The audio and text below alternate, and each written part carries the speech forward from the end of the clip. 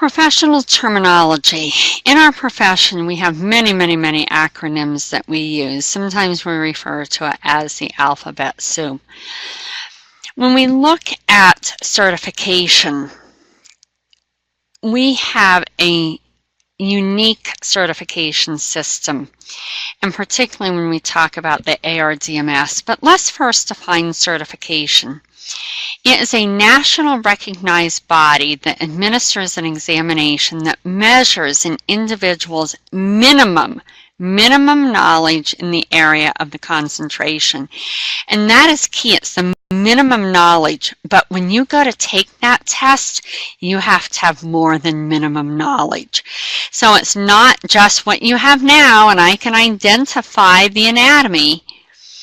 It is really understanding pathology, it's understanding lab values, it's understanding the normal anatomy, the pathophysiology. So while you think minimum sounds like a little, it's really a lot. And certification represents an individual's accomplishment, where accreditation is more departmental. So certification is your individual accomplishment or my individual accomplishment. Many of the employers are requiring certification. There is a variation whether they want certification in everything that you are performing and scanning, or whether it's just one specialty and earning the RDMS credential, for example, in abdomen. So some employers require, and some employers have started that they will not even look at resumes without the RDMS credential, because as a student you can sit for the abdomen and OBGYN exams in the last 60 days of the program. So the expectation is that you are credentialed in at least one of those areas by the time you graduate, so that when you graduate, I check you off, verify you've graduated, and then you can earn that RDMS for your resume. So most employers are requiring it either at the time of application, or they will require it within 6 months, a year, and so some variations. Many of the states through Medicare for Medicare reimbursement require certification or lab accreditation for vascular studies, cardiac, and some of the general sonographic exams such as abdomen. So the most recognized and accepted credential in sonography is through the American Registry of Diagnostic Medical Sonography, better known as the ARDMS. And so the way that this works is that everybody who wants to earn the credential from ARDMS must take the sonographic physics and instrumentation, what we call SPI. So everybody has to take that. It's a 2-hour exam, 120 questions. And then there are multiple specialties under the credentials. So the RDMS is the Registered Diagnostic Medical Sonographer. And under that are the specialties of abdomen, OBGYN, fetal echo, neurosonology, and breast. And actually, MSK is not under RDMS. The RDCS, which is cardiac sonographer, the options are adult echo, pediatric echo, or fetal echo. So fetal echo can fall under the RDMS or the RDCS, either one. And then the RVT is a registered vascular technologist, and that one just has one specialty, the vascular technology. The MSK is actually the Registered Musculoskeletal Sonographer, so it's an RMSKS, so that's actually a 4th credential that should belong up here. So the specialty exams are 170 questions in 3 hours in length, and currently $250 a piece. And the SPI exam is 120 questions. You're allotted 2 hours. That's why multiple choice questions often I allot a minute for, because that's the expectation. If you know the content, you can do a multiple choice in 30 seconds or less. And you have the ability to take the SPI exam anytime before graduation. It does require a C or higher in an ultrasound physics course or 12 credits of CME. So for your class, I would anticipate you would want to plan the SPI exam for January of 17, because the Doppler information that you need for that exam is given in the vascular course in the fall. Therefore, you always want to review over some of these semester breaks, get a registry review book, and so that you can get into the question answer format and be prepared. Pass them the first time. You're investing $700 between physics, abdomen, and OB. You don't want to invest more than that. So prepare accordingly each and every week of the program. The ARRT, the American Registry for Radiologic Technologists, and their sonography exam is open to graduates from an accredited program. You don't have to be a radiologic technologist first. However, it does require the applicant to possess minimum of associate degree. It does not have to be in sonography, but a minimum of associate degree, or if you have a bachelor's in something, that qualifies as well. The sonography, the ART is the national exam for radiologic technologists and the recognized exam, but not as widely recognized in the sonography world. There is some opposition to this exam by some sonographers who's been in the field for a long time. I possess the credential. I did take the exam. And the exam is all-inclusive. So it's a one exam that has physics, abdomen, and OBGYN, and it's about 400 questions. I think 360 questions count, 40 are pilot, and they give you 6 hours to complete it. And then CCI is Cardiovascular Credentialing Incorporated, and this offers exams in echocardiography, also electrocardiography, vascular sonography, and phlebology, which is wound care, not wood care, it's wound care due to venous disease. And I believe their exams is a one exam that encompasses physics and the specialty. I don't possess any of their credentials. And again, there's some that view that as being an easier exam. I don't think that's true. They also offer an exam for the advanced practice cardiovascular sonographer, more or less the cardiac sonographer. So that's certification. You need it. Prepare for it each and every day while in the program, and it will be so much easier at the end. Do a little further research, read the textbook, but and think about your family. Do you want your family member to have a venous duplex exam ruling out DVT, prevention of pulmonary emboli, and find out that person is not credentialed in vascular? They might be well qualified to do it and do it well, because I'm not a believer that credentialing makes you a better clinical sonographer, but it does represent that you've demonstrated minimal competency. And I do know some credentialed that I really don't want them doing any exams on me. And I know some non-credentialed that were wonderful. So it's not necessarily about the skill, but it is that level of professionalism. So let's move to lab accreditation. As I mentioned, accreditation encompasses the entire department, which I like because it's not only about you and me, but it encompasses the physicians who are reading. It encompasses the equipment, so it can sometimes work to help get what you need in the department. So accreditation is a nationally recognized organization review and approves the protocols, policies, credentials, and quality of a lab or department using its sonographic examinations. It encompasses all individuals involved in the patient's examination, sonographer and sonologist. Some poor grammar and punctuation there, right?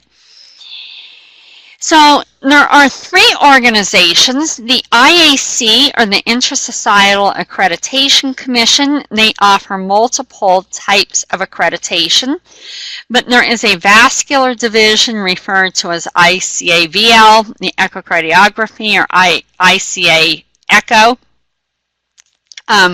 There is vascular screening, they have CT, they have MRI. So again, there's some other ones, not only ultrasound, but the vascular lab accreditation was the first in around 1991. And the CEO that started that organization is now retiring, but had the opportunity to meet her in the early days where I worked. We were one of the first 100 labs to obtain vascular accreditation for the IAC, and I admire the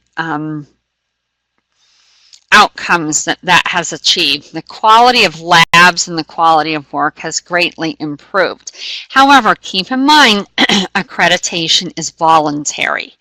So not all departments undergo it. Again, there's some attitude in departments. Why is it needed? It's only a piece of paper on the wall. It doesn't mean anything. It's only a money maker. We hear all that. But it is a great resource to improve the quality of your exams. Within the accreditation application, you have to document education. It does require CMEs, or continuing medical education credits.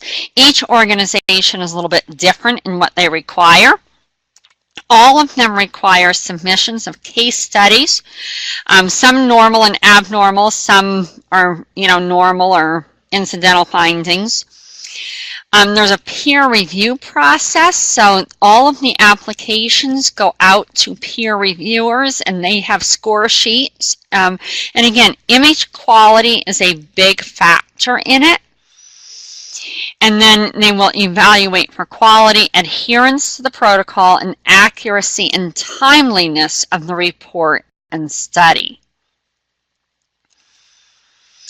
The AIUM, the American Institute of Ultrasound in Medicine, and they offer accreditation in abdomen, in OB, in GYN, in breast. Again, there's some other subdivisions within these.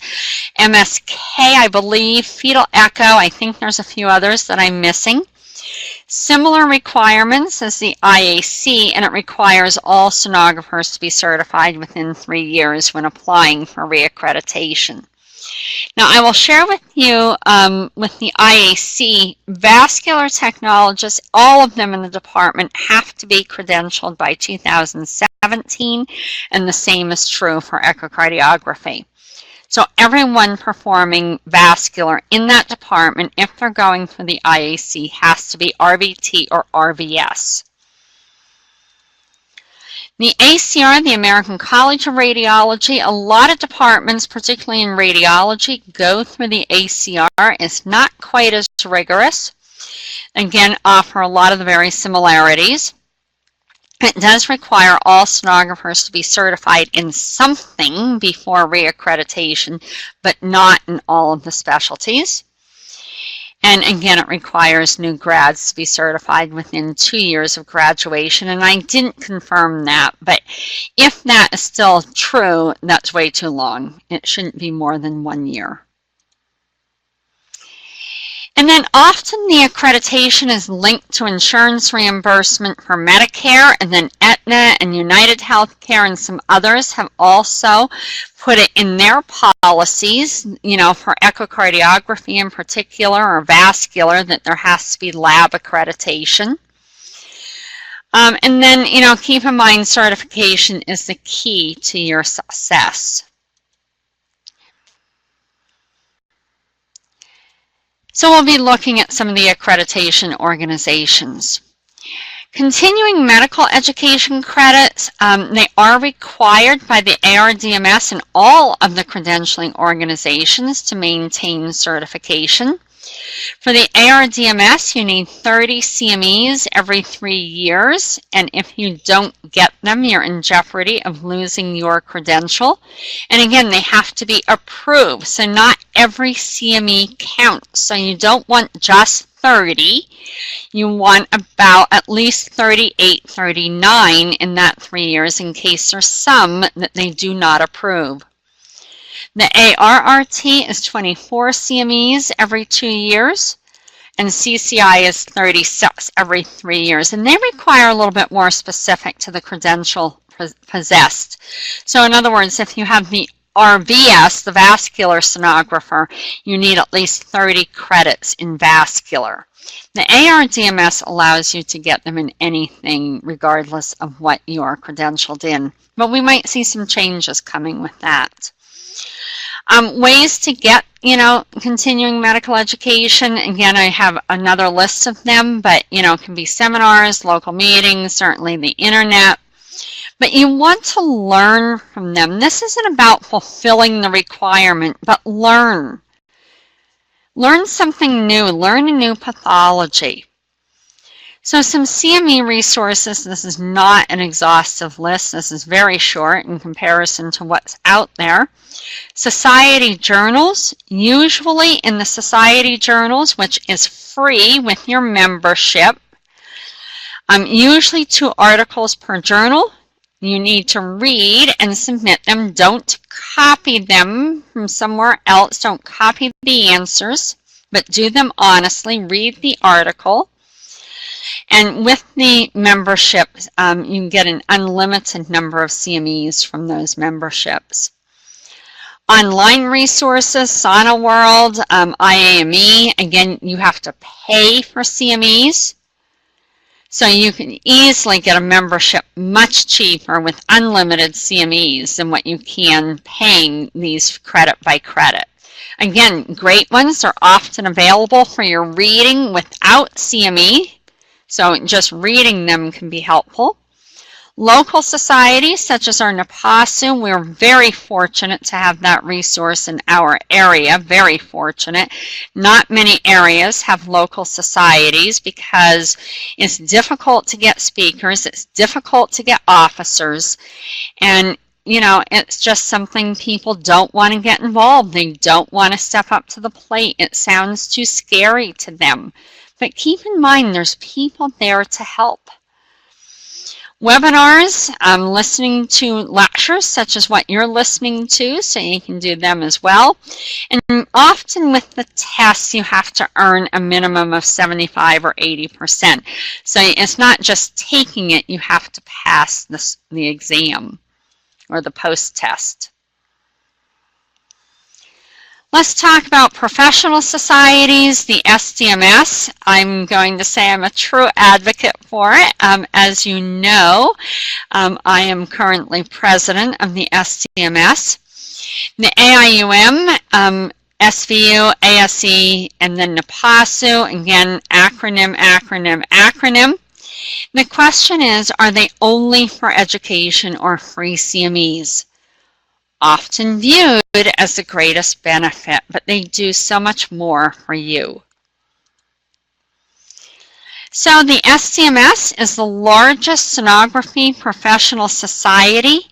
All members are sonographers or sonography students. We have a minimal number of physicians that belong. We have 27,000+ members, or 27,000, I should say, plus members. We are the largest out of the group. The ASRT has more members, which is a radiologic technology society. Again, sonographers can join, so they do have more members. But we are the largest sonography that represents all the disciplines. We offer numerous educational opportunities, something like 200 CME opportunities. But it's not only about CMEs. 50% of the time is spent on protecting you. It's protecting the profession. So while it seems like CMEs is the greatest benefit, it protects you, from bad state licensure bills that might put you in jeopardy of being able to practice. Or maybe, everyone can do sonography. Is that what you want? Everyone? And they can hire someone cheaper than you? Protect your profession.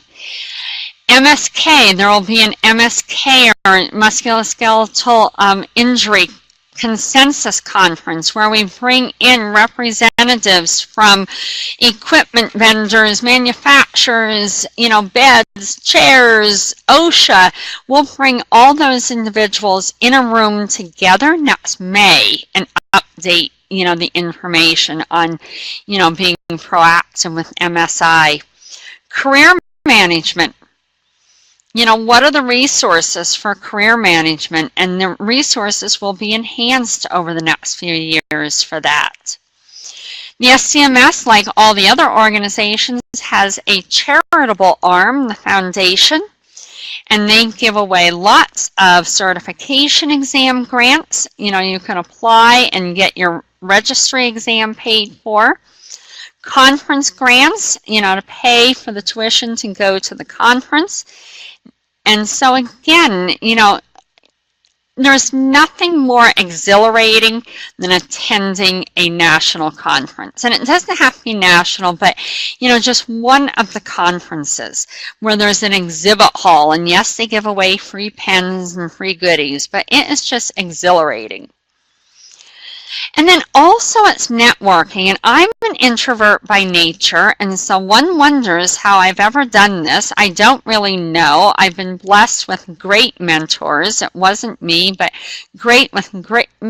just blessed with great mentors. And hard work ethic, saying yes, but networking. As I look at these individuals, this is Ted. He's an advanced practitioner, so he has a little bit of a different role, overseeing quality of images in his department, works closely with physicians from New Hampshire. Tammy works with Project Hope and lives in Nicaragua. Kathy from the Northampton program. Diane from Mayo Clinic in Minnesota.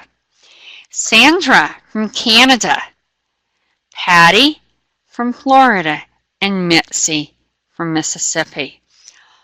Again, these are all educators.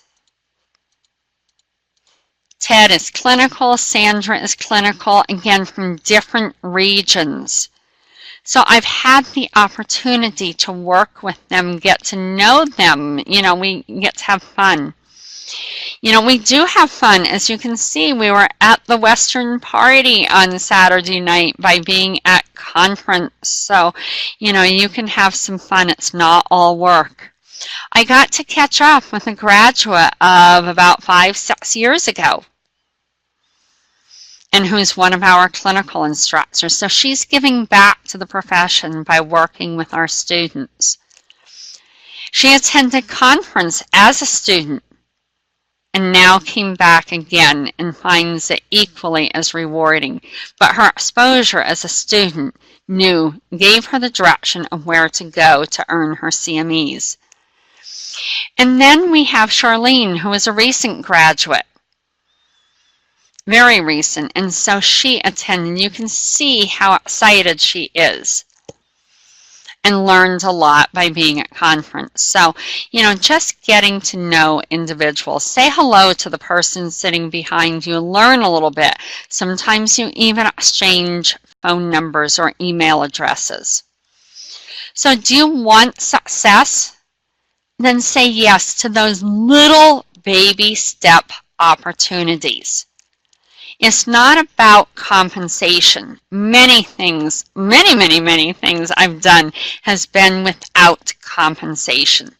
A lot of time, a lot of energy, and without compensation. But my reward is knowing I'm giving back to my next generation of sonographers who might be doing sonograms on me. So other organizations, the ASE, the SVU, the AIUM have similar benefits. They're more specialized in their areas. Mixture of sonographers and physicians, very valuable for higher level of learning. They all advocate for what's best for the profession. Often they have their own little niches. Reimbursement a lot comes out of the Echocardiography Society. Somewhat vascular. BioEffects is really the AIUM. They are the go-to organization for bioeffects and safety. State licensure, SDMS does a lot with it. Some of the others will tag in, but SDMS often takes a forefront with that.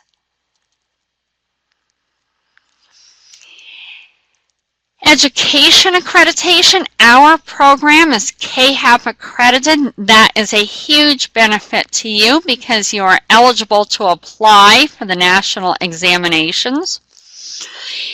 The accreditation process is outcomes based, so we have to track and monitor. So we are held accountable to them. That's why we try to provide the highest quality of a program. It's not about us. It's about you being able to get a job and get that interview because of the high reputation. And we will not let any student, tarnish that reputation. Extensive application is time consuming. Then you have a site visit. We had our site visit in January of 13, I believe. And then we might do a progress report. Our medical director is Dr. Ron Konecki from Center for Diagnostic Imaging, part of Commonwealth Health. And then the chair of visiting committee or advisory committee is Dr. David Rimple. So we have a lot of great team members. And as students, you will have a class representative to that advisory committee. And so share positive and, areas for improvement with that class representative. Employment and careers, the organizational chart, again, respect everyone. Respect everyone. So again, your organizational chart looks different from here. If you have a concern, you address it with the instructor, and if it's clinical, you address it with Karen. That is your first go-to person. You don't circumvent that and go to someone else. If you do not find resolution with the instructor or with Karen, then you come to me. And if I'm the problem, you go to my boss, the dean. You do not go to the top, and that is so true in clinical. If you are having difficulty, you either talk to your designated clinical instructor or to Karen. You don't go to the sonography supervisor. You don't go to the department director. You don't go to a radiologist. If you do, then, there will be some conversations about that. It could jeopardize a contract, which means you might not have clinical placement. So follow the policies. And then managerial positions, again, there's opportunities, but again, you have to be, some people don't want managerial, some just want to be the sonographer, and that's fine. If that's where your passion is scanning, then that's what you do. We have travelers, and they are individuals who get hired by a company. They're temporary. They might do 3 months in Arizona and 3 months in Alaska, so they get to travel, but they need to be competent and confident, flexible, and adaptable.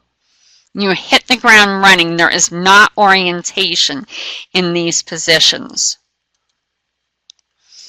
Research. Had an excellent presentation at SDMS conference about research. Again, some positions in universities, the bigger medical universities, have opportunities for sonographers to get involved with them. Volunteer opportunities, reviewers for accreditation sometimes. Some miscellaneous knowledge. If you find education in MRI, you can become an MRI technologist and then sit for the ART exam through use of your ARDMS credentials. Entertainment ultrasounds, some states, particularly Connecticut, prohibits these keepsake or entertainment. And then state licensure, that is the state giving you authorization to be a sonographer in that state. Oregon is the only state to have implemented state licensure. New Mexico and North Dakota have passed licensure laws, but they have not implemented the language on, how to go about to do that. But it's likely across your career you will see more and more states implementing licensure laws. And it can be a good thing, but the language has to be written to protect you. Otherwise, you get thrown under medical imaging and anyone can do your job or they have the wrong language. That is one thing SDMS tries to stay on top of and spends a lot of resources, time, and money to help get these bills correct. So summation, determine when you finish and over the next 5 to 10 years, do you want a job or do you want a career? Your goal should be to do things to learn, not always what's required for the grade. There is a difference. Be helpful in clinic. Be interested, not just the minimum or for requirements. Go above and beyond. Say yes to opportunities.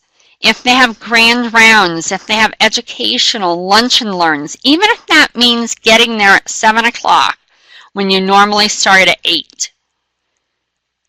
It's all about perception appearance. If you show you're interested in learning and it's genuine,